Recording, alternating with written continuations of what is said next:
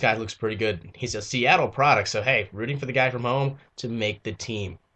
And tomorrow night, you have the Steelers taking on the Redskins. Obviously, the big news is RG3. How much is he going to play? I mean, is he really going to play at all? For the most part, I don't think so. I think just play Kirk Cousins, keep RG3 safe. He is your franchise. Don't get me wrong, Kirk Cousins, great quarterback. And it seems that they're going to try to get a first-round draft pick for him next year when the Kirk Cousins contract runs up.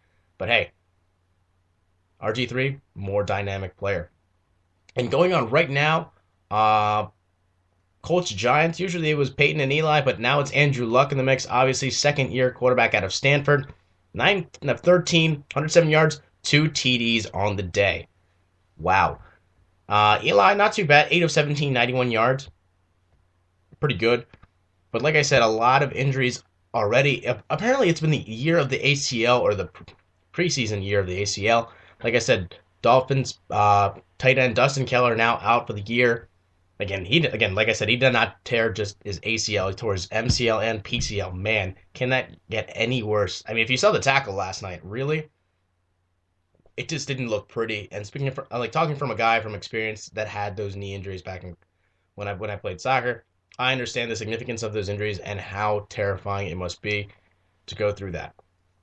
And like I said, Arian Foster still not back.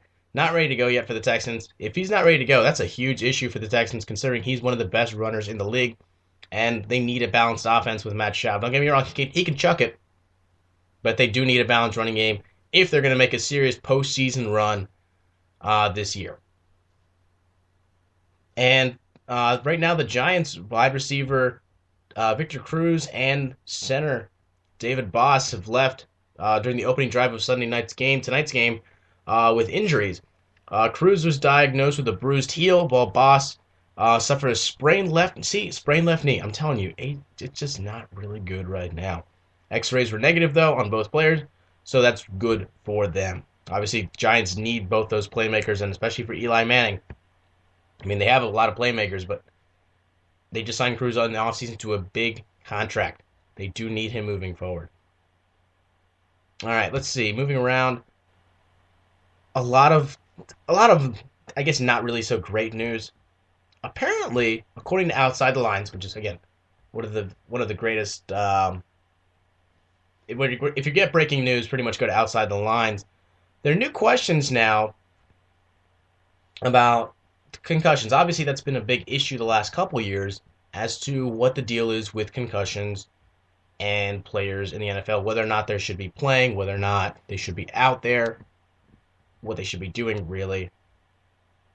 And apparently, there's interviews and previously unpublished documents raised new questions about how Dr. Elliot Pellman, a Long Island doctor with no previous expertise in brain research, came to wield so much authority over the NFL's concussion program. Pellman, who remains employed by the league, served as Paul Tagliabue's personal physician for nearly a decade. Outside the Lines and Frontline have learned, while Pellman led the mild traumatic brain injury committee, which shaped the NFL's concussion policies. As New York Jets team doctor at the same time, Pellman put those policies into practice, often allowing concussed athletes back into games, according to players and other sources. Now, that's pretty ridiculous.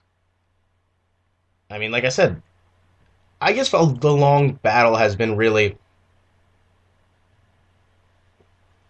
players want to go back in, but doctors won't let them.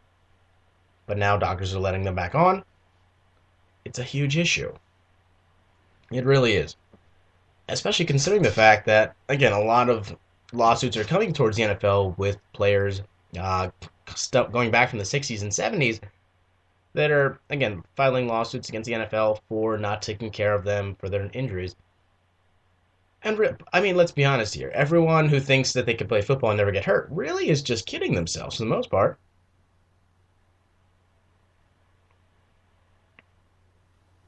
It just doesn't work that way. Football is a sport where you grind in, grind out, 16 games a week, and then remember preseason games and the offseason is pretty brutal. A lot of players are trying to make their first NFL team, get a big contract. You know, I could understand that. I can understand why they work so hard for that. But at the same time, it's okay. I mean, if you make millions of dollars, that's fine. But if you can't function by 50, that's a problem. That's a huge issue.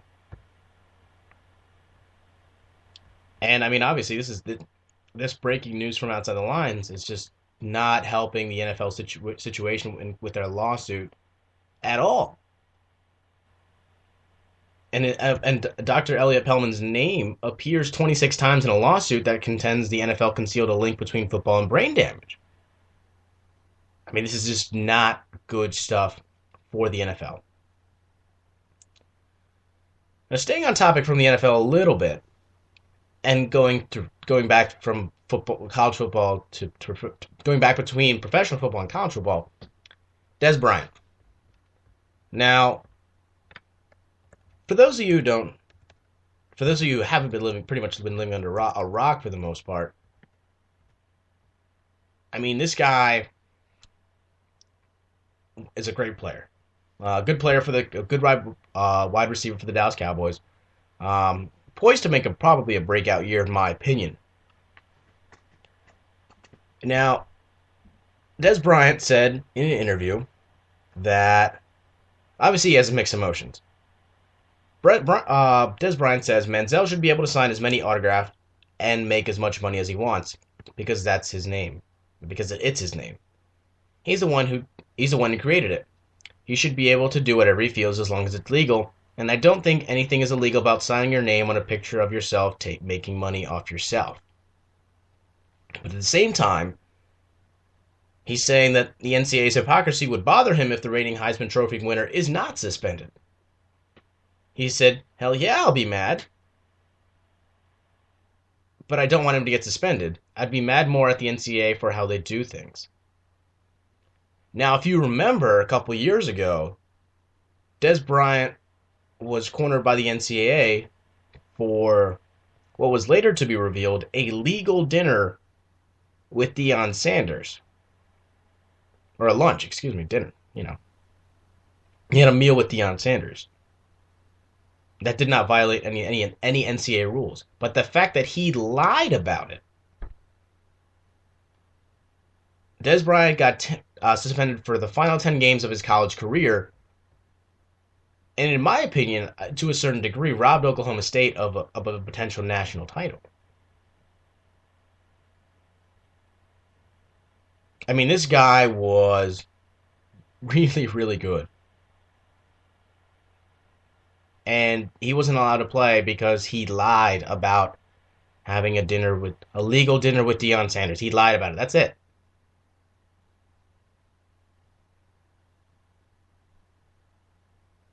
Now, we all know by this point, Johnny Manziel is not telling the truth. I mean, with the amount of signatures that he's been doing, the amount of signings, there is no doubt in my mind he did not do that for free.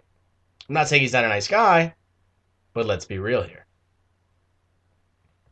Let's be honest with ourselves. He's not going to do those things for free. Now, obviously, with Texas A&M being a potential national title contender, and Johnny Manziel really with a lot of, I guess again, there's a lot on the line for him this season, whether it's his draft stock or a potential national championship. I'm assuming Johnny Manziel is going to do whatever he needs to do to get on the field. But the NCAA doesn't necessarily need proof that he did it to suspend Johnny Manziel. If there are more and more allegations coming out about Johnny Manziel doing signings, again, he should be suspended. There's no doubt in my mind. But this goes back to an argument for me, again, not to get too much into politics and business, but having a business background and taking business and being a former business major, obviously there are certain businesses that are too big to fail. Which is why the government bailed out a lot of car companies back a couple years ago, because they're too big to fail. If they fail, then the economy would go under and it would not be pretty. Now, bringing that point to the NCAA, the question raises itself: is Johnny Manziel too big to fail now? Is he gotten to the point where he's too big to be left out of games? Because let's say he's left out, that pretty much ruins Texas A&M chances of beating Alabama, let alone win a national title. And obviously the NCAA won't get their hard-earned money. Being sarcastic, of course. But look, at the end of the day, you know he should be suspended. There's no doubt that he took that money. There's no doubt he took money for autographs. I mean, like I said, if you do that many signings and do it so, I don't know, I feel like Johnny Manziel's attitude, he's so cocky, so brazen, and just doesn't care. He does not care at this point. I mean, will he just forego? Will it make a big deal in the NFL? Not really, I guess. But I mean, all these issues are just piling up on Johnny Manziel, and it's not good. But luckily, there's a good point, and that the AD is supporting Johnny Manziel. Texas A&M athletic director Eric Hyman said that the school is doing all it can to support the Heisman Trophy winning quarterback while looking out for its own interests, and as the NCAA and the school investigate allegations that he was paid to sign autographs.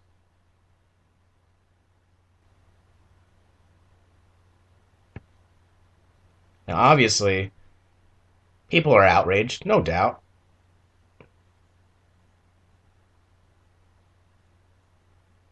It's just the way it is, really. I mean, yeah, you're gonna that's what you're supposed to say, but I don't know, really.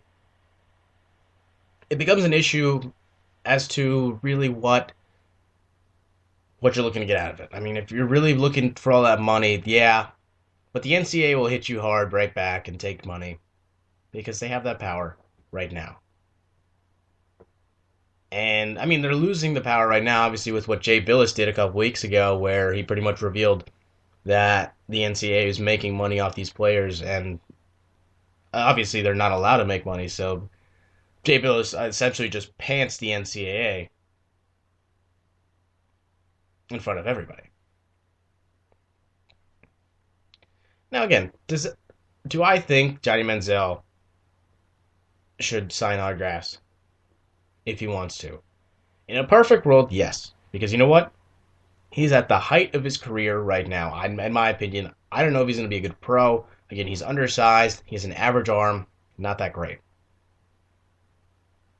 So when he has a chance to capitalize on his fame, he should be allowed to make a little fortune.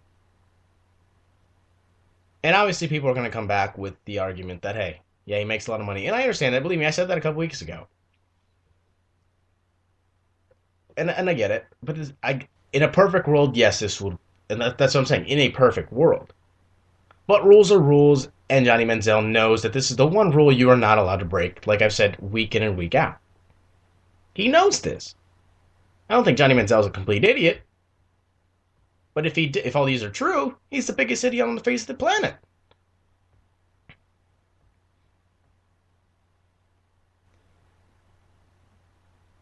I mean, honestly, at the end of the day, whether or not Johnny Manziel gets suspended, it's going to be really tough, considering the fact that the college football season is just right around the corner.